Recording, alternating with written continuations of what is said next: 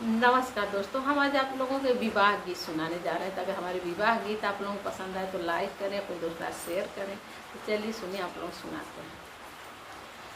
चुटकी सिंदूरवा के कारण ए बाबा छोड़लो मदेश तुहार।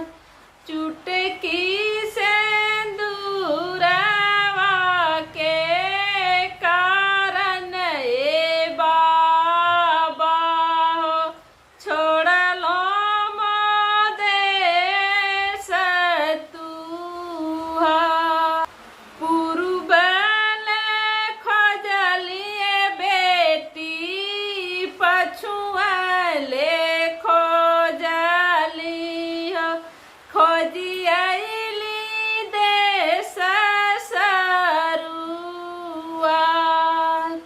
पूर्वले खोजलिए बेटी, पछुआले खोजलियो खोजियली देश सरुआर। तुहरे सरीखे बेटी बर नाही मिलल हो। अब बेटी रहबू कुंवर। तुहरे सरीखे बेटी बर नाही मिलल हो। अब बेटी रहबू कुंवर। राजा दशरथ जी के चारि गो बालकवा हो। चारो जे बाड़े कुंवर। राजा दशरथ जी के चारि गो बालकवा हो। चारो जे बाड़े कुंवर।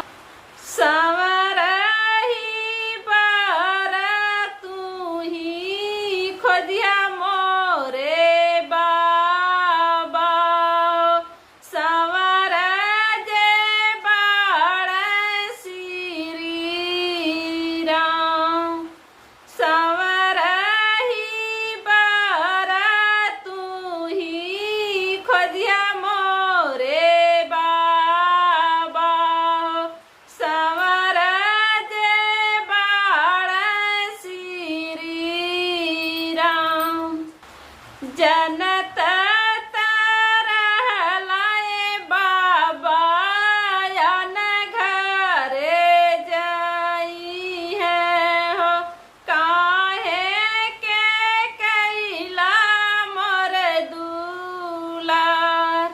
जनत तरहलाए बाबा अन घरे जाई है हो। काहे के कैला मोर दुलार। खोरवन बेटी के दूधवा पियवली हो। दहिया खियवली सारी रात। खोरवन बेटी के दूधवा पियवली हो। दहिया खियवली सारी रात।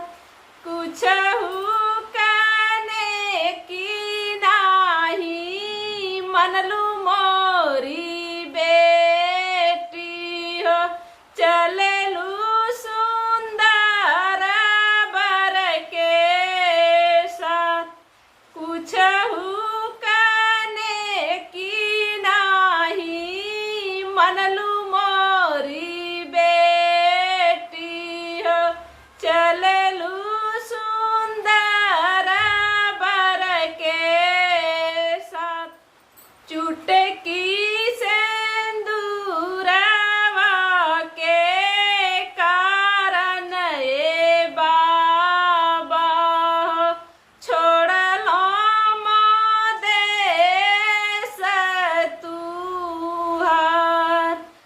चुटकी से नूरवा के कारण ए बाबा छोड़ लो मोदेश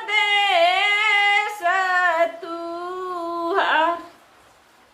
तो दोस्तों विवाह गीत कैसे लगे कमेंट कर जरूर बताइएगा। फिर मिलेंगे अगले गीत में, तब तक के लिए।